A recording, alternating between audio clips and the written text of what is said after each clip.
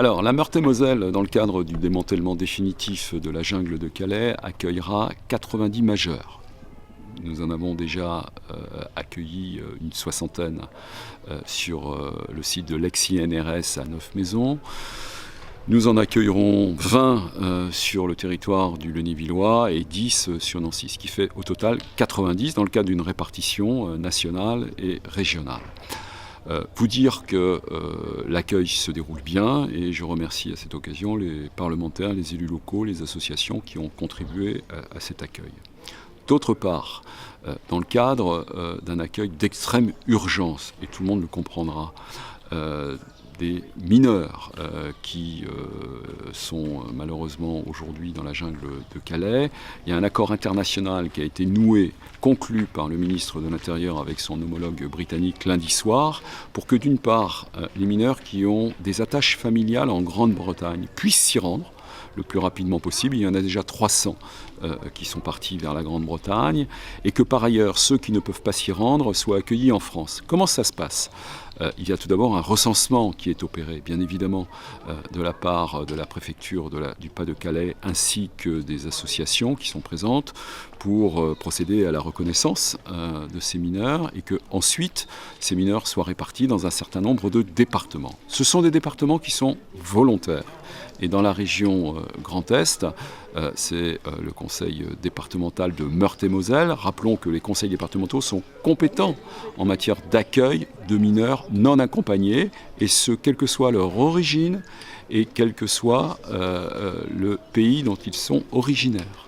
Donc c'est dans ces conditions que le président du conseil départemental est volontaire pour accueillir des jeunes mineurs non accompagnés. Ce sont 40 qui vont arriver ici, dans ce bâtiment, sur la colline de Sion. C'est une urgence. Et depuis lundi soir, nous avons recherché des sites avec le président du conseil départemental. Et notre choix s'est posé ici. Pourquoi ? Parce qu'il y avait urgence. Et quand il y a urgence, il faut que les conditions d'accueil soient complètes, il n'y ait pas de travaux d'aménagement et que tout soit réglé. Et c'est ce bâtiment qui nous permet d'accueillir dans d'excellentes conditions les 40 mineurs qui arriveront à ce moment dans la nuit. La Meurthe-et-Moselle est un département qui a une longue tradition d'accueil, de solidarité, et moi je suis aujourd'hui responsable que ces valeurs se perpétuent, responsable de l'ambition qui doit être la nôtre aujourd'hui, de rester un département ouvert, accueillant, bienveillant, qui donne une chance à ceux qui aujourd'hui fuient la misère, la guerre, la mort, et particulièrement quand ce sont des jeunes mineurs. Le site, nous avons commencé à travailler avec l'État pour essayer de trouver des lieux adaptés, c'est-à-dire où il y a des capacités d'hébergement, de restauration, où les douches, l'hygiène, la facilité d'accès, tout ça doit être aujourd'hui des conditions indispensables pour un accueil de qualité.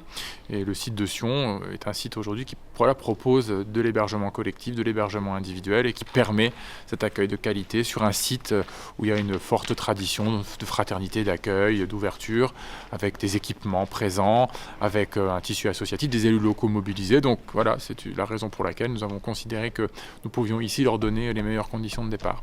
Ce sont des mineurs qui ont vécu déjà un certain nombre de mois, voire d'années, dans un environnement particulier, la jungle de Calais. Ensuite, avant d'arriver dans la jungle de Calais, ils étaient dans des pays qui étaient soumis aux guerres, persécutés vraisemblablement. Et en plus, ils n'ont plus d'accompagnement familial. Vous dire le traumatisme de ces jeunes, c'est la raison pour laquelle, ici, l'accueil des professionnels du conseil départemental, des associations, Arelia en particulier, dont je salue la qualité de l'accompagnement, que ce soit ici, bien sûr, à Neuf-Maisons, mais aussi à Tontonville il y a quelques mois. Donc il va y avoir tout d'abord un service de soins, des diagnostics qui vont être posés. Donc c'est important parce qu'ils sortent d'un environnement qui est difficile. Ensuite, il va y avoir un accompagnement éducatif, social, toute une organisation autour de ces jeunes. Mais les professionnels du conseil départemental, on l'a entendu tout à l'heure, savent faire puisque c'est leur métier. Et jusqu'au mois de mars, le contrat que l'État assume, c'est la mise à l'abri humanitaire, à la fois des majeurs, qu'on a accueillis il y a quelques jours à Neuf-Maisons et dans le Lunévillois, et puis les mineurs aujourd'hui sur la colline de Sion. Voilà, donc c'était hier, en début d'après-midi, appel de monsieur Mathieu Klein, président du conseil départemental, monsieur le préfet, qui me faisait part, donc le site de Sion allait accueillir une quarantaine de migrants mineurs au sein donc de l'hébergement conseil départemental. Écoutez, on est devant les faits.